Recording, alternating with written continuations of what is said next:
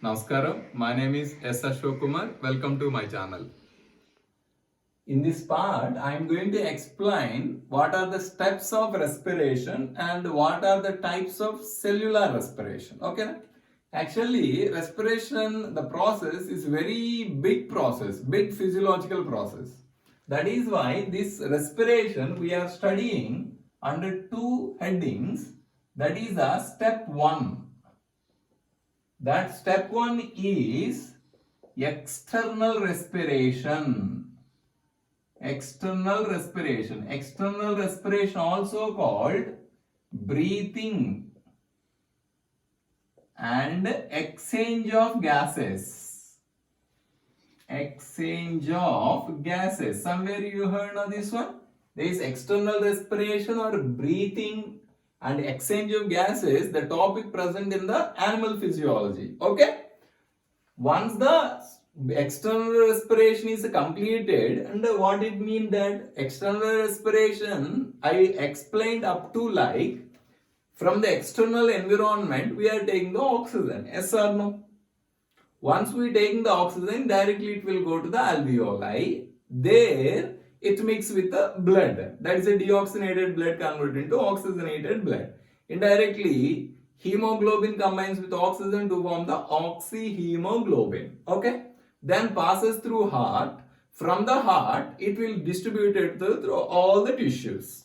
Finally, oxyhemoglobin reaches to the tissue where that oxyhemoglobin gets dissociate, oxygen enter into the cell. This is the point you need to remember. That is up to there it is external respiration. Once the oxygen enter into the cell, this external respiration explains up to how the oxygen entering into the cell. Next one, once the oxygen enter into the cell, what is happening? That we are studying under step 2. That step 2 is the internal respiration, internal or cellular respiration. Cellular respiration. Cellular respiration is actually means what you need conceptually, what we need to understand. Once the external respiration is completed, then internal respiration will start.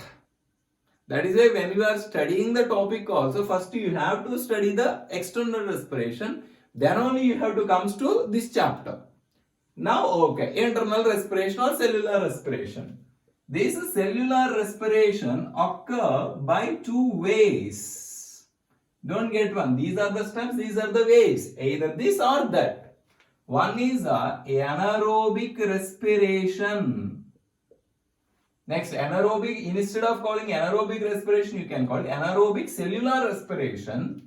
Next one, aerobic cellular respiration. That means some organisms are following the anaerobic cellular respiration. Some organisms are following the aerobic cellular respiration. That is why cellular respiration occur by two ways. Those include anaerobic cellular respiration is one way. Aerobic respiration is the second way. After that, now I am going to compare anaerobic cellular respiration and aerobic cellular respiration. Okay, na?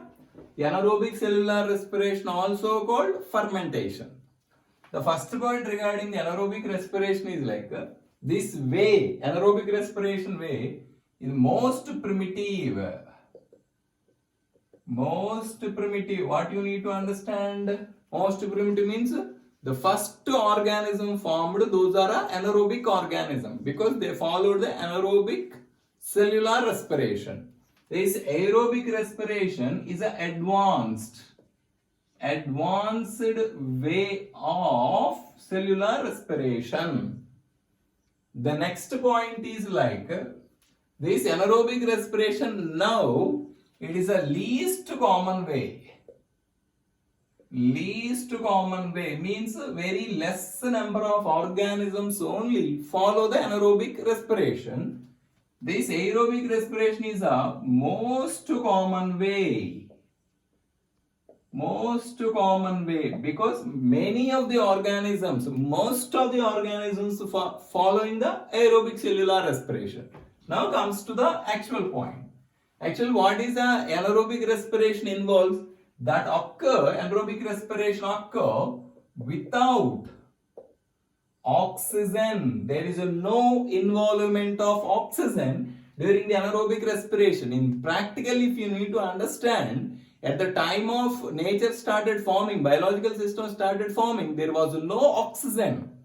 Because when there was no, when the photosynthesis started by the small organism, then only oxygen evolved into the nature. Before that, the environment is an anaerobic environment. That means organisms following the only anaerobic way of respiration. That is, anaerobic respiration occur without involvement of oxygen. Here, aerobic respiration occur with involvement of oxygen. Here, because oxygen, there is no involvement of oxygen, there is an incomplete oxidation of respiratory substances. Incomplete oxidation. Why there is incomplete oxidation? Because there is no involvement of oxygen of respiratory substances. I already introduced what are the respiratory substances include. Those include monosaccharides like glucose, amino acids, fatty acids and amino acids. Because aerobic respiration involves, that metabolism involves with oxygen, that makes complete oxidation of respiratory substances. Because here there is incomplete oxidation of the respiratory substance, the energy release is less. There is a less amount of energy. There is a less energy only organisms will get. That is about the 2 ATP. So, because of the incomplete oxidation of the substances, through this anaerobic respiration, organism get very less energy, that is a 2 ATP. Now here, because of complete oxidation, there is a get maximum energy. Organism get the maximum energy, that is a 36 or 38 number of ATPs. You have to remember 38 number of ATP. Most common way is the most common way gives the 38 number of ATPs. Thing we need to remember is, now you can understand, this anaerobic respiration gives the least number of energy, that is about 2 ATP. Aerobic respiration gives the maximum amount of energy, that is a 38 ATP. Now you can understand why the evolution is a processing, why that anaerobic organism or anaerobic respiration is replaced by the aerobic respiration. You can understand. Because through the aerobic respiration, organism getting the most benefit from the point of energy. Because each and every surviving of the organism, there is a fundamental need of the energy. That is why organisms selected the aerobic respiration and proceeded through the evolution. That is why this anaerobic respiration become least common way. Aerobic, the upcoming all organisms selected only aerobic respiration. That is why aerobic respiration became a most common way. This is one point. Then one more point. Okay, as if from the point of energy source, aerobic respiration is giving the one of the best advantage. But you need to remember one thing. With anaerobic cellular respiration also, there are drawbacks. So, how the organism overcoming those drawbacks, we need to understand later. Then definitely through the evolution, because of the drawbacks of aerobic cellular respiration, in evolution, definitely aerobic cellular respiration also should be replaced by another way of respiration. Now that is a aerobic respiration is a dominated way, because organism getting the maximum amount of energy, that is a 38 number of ATPs. The next one, because there is an incomplete oxidation of respiratory substance, the end products of anaerobic respiration like alcohol, that is the ethyl alcohol plus carbon dioxide, or lactic acid or You can call lactate. So end products of anaerobic respiration, alcohol plus carbon dioxide or lactic acid. The end product, because here complete oxidation, the results, the end products are carbon dioxide and water. Next point here, anaerobic respiration total, complete or occur in cytoplasm. Because when the cell started forming, there are no intracellular organelles like prokaryotes you can take. Even though most of bacteria, now it became aerobic organisms. I am telling, when the evolution started, because there is no membrane bound organelles, means only environment, that is the cytoplasm. That is the anaerobic respiration complete in the cytoplasm. This aerobic respiration takes place in both cytoplasm and also involvement of mitochondria together. So some part of the aerobic respiration occur in the cytoplasm. Remaining part of the aerobic respiration occur in the mitochondria. That continues.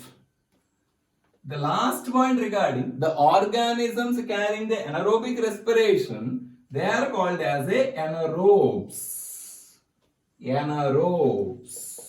Here anaerobes are two types. Obligate anaerobes are there, facultative anaerobes are there. What is the meaning of obligate anaerobes? Organisms can survive only without oxygen.